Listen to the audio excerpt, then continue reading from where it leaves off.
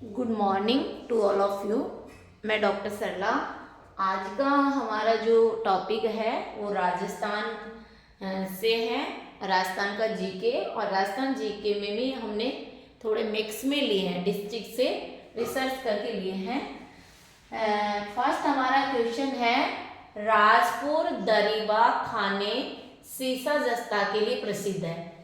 या तो ऐसे पूछा जाएगा, राजपुर दरीबा खाने कहाँ पर है? तो राजपुर दरीबा खाने हैं वो राजसमंद जिले में। और आगे ऐसे भी पूछा जा सकता है कि ये किसके लिए प्रसिद्ध है, या राजपुर दरीबा का संबंध किससे है? तो सीसा और जस्ता के लिए है। सीसा और जस्ता के लिए पॉपुलर है, प्रसिद्ध है।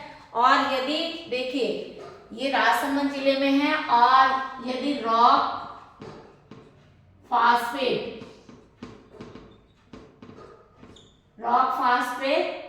आ जाए तो उदयपुर में, उदयपुर जिले में है झामरकोटड़ा। ठीक है, ये भी कई बार एग्जाम में रॉक फास्फेट झामरकोटड़ा सीसा जस्ता के लिए चर्चित है। और ये कहाँ पर है? उदयपुर डिस्ट्रिक्ट में। दोनों मैंने कंपैरिजन करके बता दिया। यदि राजपुर दरीबा है तो राज से राजसमंद जिला करना है, और ये क्यों है? ये भी सीसा जस्ता के लिए है। यदि रॉक फास्फेट झामरकोटड़ा आए तो उदयपुर डिस्ट्रिक्ट करना है, जो सीसा जस्ता के लिए प्रसिद्ध है। क्लियर? दोनों का डिफरेंस मैंने बता दिया है। अब हमने राजसमंद जिला आया, तो देखिए राजसमंद जिले का गठन या स्थापना कह दो 10 अप्रैल 1991। अब देखिए महाराणा राज सिंह के नाम पर ही इस जिले का गठन किया।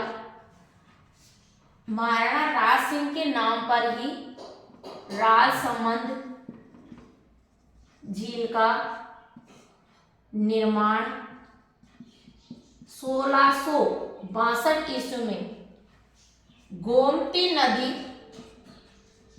के पानी को रोक कर अकाल राहत के समय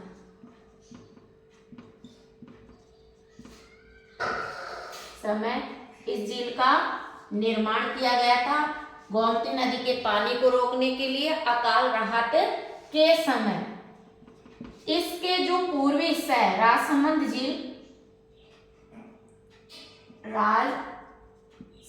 झील के जो पूर्वी हिस्से नौ चौकी पाल, ये भी पूछ लिया जाता है। ठीक है, तो नौ चौकी पाल का भी निर्माण यहाँ किया गया है। यदि पूछ ले राजसमंद जिले में कटारगढ़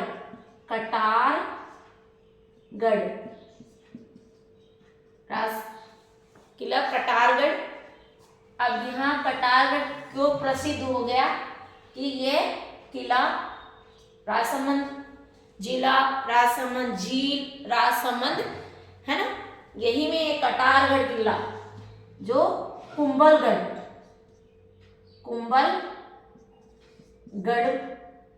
या कुंभलगढ़ दुर्ग में कटारगढ़ किले का बना हुआ है। और इस कुंभलगढ़ की अबुल फजल ने क्या कहा इससे, कि ये जो कुंभलगढ़ के अंदर ही कटारगढ़ है, और ये इतनी ऊंचाई पर बना हुआ है, इतनी ऊंचाई पर बना हुआ है कि जैसे ही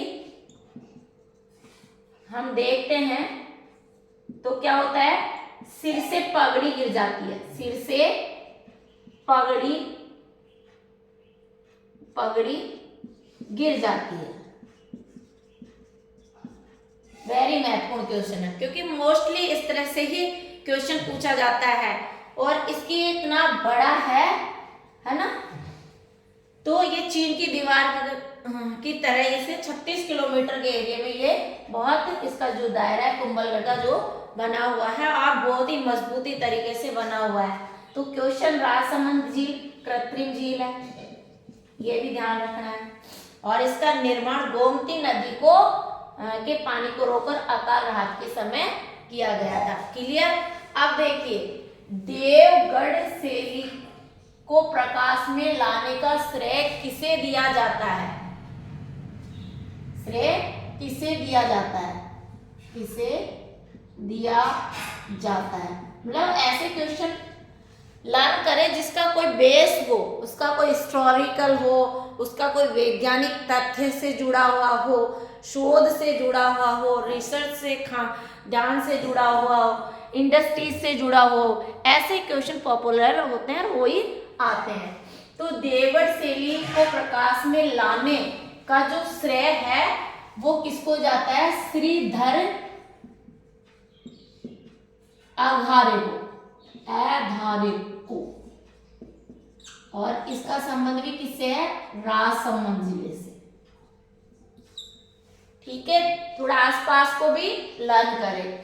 फिर देखिए, बीड़ घास फुलिया खुर्द, बीड़ घास और फुलिया खुर्द, बीड़ घास फुलिया खुर्द कंजर्वेशन रिजर्व किस जिले में स्थित है? जैसे आप भीड़ घास आते ही एक और कंजर्वेशन है हमीरगढ़ कंजर्वेशन रिजर्व।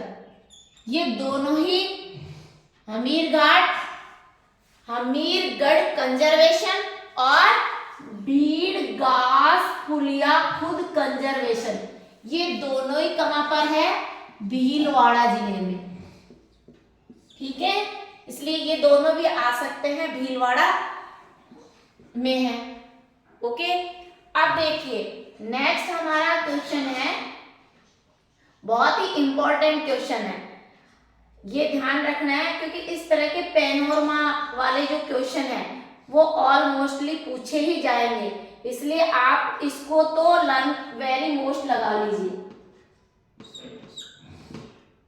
ठीक है, ये इसलिए महत्वपूर्ण है क्योंकि हमारे जो पूर्व मुख्यमंत्री अशोक गहलोत जी ने बहुत सारी जगह को पॉपुलर जगह है, कोई इष्ट देव की है या देवताओं से रिलेटेड है, वहाँ पैनोरमा घोषित किया है। वहाँ को पॉपुलैरिटी जानने के लिए पैनोरमा घोषित किया है। इसलिए यहाँ आपको ये ध्यान रखना है कि इस तरह के कोई क्वेश्चन आए तो आपको लर्न करना है, ये महत्वपूर्ण क्वेश्चन माने जाते हैं। अब देखिए, भगवान देवनारायण पैनोरमा कहाँ पर स्थित है? मालेश्वर,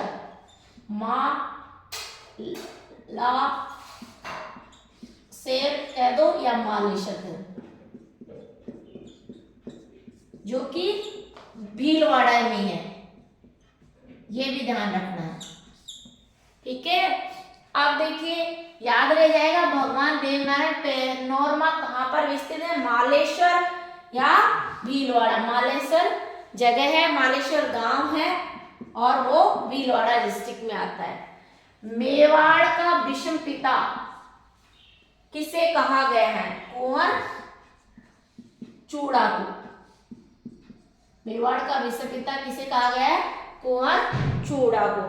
अब देखिए नेक्स्ट, ये भी वेरी मोस्ट क्वेश्चन है, राजीविका का ब्रांड एम्बेसडर किसे नियुक्त किया गया है? Very important question. जब हम राजीविका की बात करें तो इसका जो ब्रांड एम्बेसडर है वो रूमा देवी को घोषित किया। रूमा देवी को, इनको 2018 में नारी शक्ति पुरस्कार क्यों दिया गया है? 75 गांवों को, 75 गांवों को और 22,000 महिलाओं, 75 गांवों को एडॉप्ट करके इन्होंने 75 गांवों का एक ग्रुप बना के 22,000 महिलाओं को हाथ से अपन जो छोटे छोटे छापा हाथ से आप जो फूल बनाते हैं छापे, उस क्षेत्र में इन्होंने अपना हुनर दिखाया। और इस हुनर में पूरे मतलब ये बाड़मेर की रावत, इसका जन्म 1988 में रावत सर बाड़मेर जिले में हुआ। ये ध्यान रखना है, रावत सर बाड़मेर जिले में हुआ। और इन्होंने जो कशीदाकारी है, हाथ से जो कशीदाकारी छोटे छोटे कशीदे बनाना, और इतनी पॉपुलर हो गई कि इनको 2018 में नारी शक्ति पुरस्कार, उस समय राष्ट्रपति रामनाथ कोविंद थे, जो नारी शक्ति पुरस्कार से इनको नवाजा गया। और इन्होंने 75 गांवों का एक समूह बनाकर 22,000 महिलाओं को इन्होंने रोजगार प्रदान किया। इसलिए राजीविका का ब्रांड एम्बेसडर इसको रूमा देवी बहुत पॉपुलर थी। और एक 7वीं इंडिया कॉन्फ्रेंस हुई थी, 7वीं इंडिया कॉन्फ्रेंस, उसमें भी इन्होंने भाषण दिया और वो भी पॉपुलर हो गया। तो इस तरह से इनका एक गैर एनजीओ भी इन्होंने वहां पर खोल रखा है, गैर सरकारी एनजीओ, जिसकी भी ये अध्यक्षा है। तो ये रूमा देवी का भी क्वेश्चन बन सकता है। अब देखिए एक और महत्वपूर्ण क्वेश्चन है, हुरंडा। आपने नाम सुना होगा, हुरंडा सम्मेलन। हुरंडा जो सम्मेलन है वो 16 या 17 जुलाई दिया होगा, 1734 को, क्योंकि 16 जुलाई को आयोजित हुआ, 17 को समझौता हुआ आयोजित हुआ। और ये हुरंडा भीलवाड़ा में ही है, ये भी ध्यान रखना है। अब देखिए इसकी जो इस सम्मेलन में जो जयपुर के जय सिंह, ये ध्यान रखना, सवाई जय सिंह, जयपुर के सवाई जय सिंह, और जोधपुर जिले के अभय सिंह,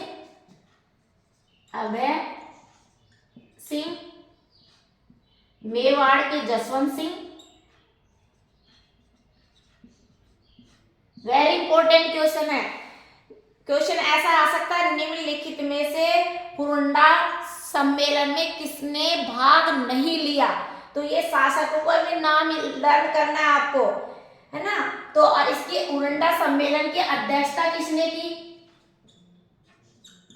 अध्यक्षता मेवाड़ के जसवंत सिंह द्वितीय ने, मेवाड़ के जसवंत सिंह द्वितीय ने इसकी अध्यक्षता की थी। और इन्होंने देखिए बीकानेर के शासक ने भाग लिया, और नागौर के शासक ने भाग लिया, जयपुर के शासक में नागौर, मेवाड़ के शासक ने, जोधपुर के शासक ने, ये बूंदी के शासक ने, कोटा के शासक ने भाग लिया था। बहुत ही महत्वपूर्ण। तो ये शासकों के नाम भी आप याद रख लेना। जयपुर से तो क्या होना हो गया, सवाई जय सिंह, ये आपको लर्न करना है। हुरंडा सम्मेलन कब आयोजित हुआ और दोनों के बीच में समझौता हो गया, अध्यक्षता किसने की, जसवंत सिंह ने। तो अब आपको यह ध्यान रखना है कि बीकानेर से आप ध्यान रख सकते हैं, बीकानेर के शासक ने भाग लिया, बूंदी के शासक ने भाग लिया, और नागौर के शासक ने भक्त सिंह, नागौर के शासक भक्त सिंह, बूंदी के दलेर सिंह, बीकानेर के जोरावर सिंह। ये लर्न करने शासक किन ने भाग लिया, क्योंकि क्वेश्चन ऐसे आएगा किसने भाग नहीं लिया, तो ये शासकों के नाम याद रहेगा तो आपका तो क्वेश्चन सही जाएगा। और कोटा के दुर्जन सिंह, और करौली के गोपाल सिंह, इन्होंने भाग लिया था इसमें हुरंडा सम्मेलन में।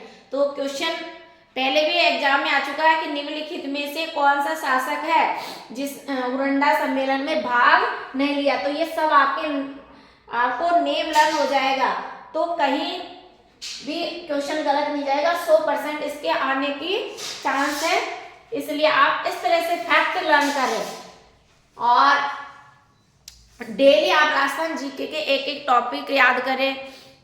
किसान आंदोलन को पढ़ें, शैलियाँ पढ़ें, हस्तकला शैलियाँ हैं, है ना। और जिलेवार, क्योंकि नए जिले हो गए हैं, 50 जिले हो गए, तो थोड़ा सा उनका जीके चेंज हुआ है। इस तरह से आप अच्छा लगे तो प्लीज़ शेयर भी करें ताकि और भी स्टूडेंट लाभान्वित हो सके। Thank you so much.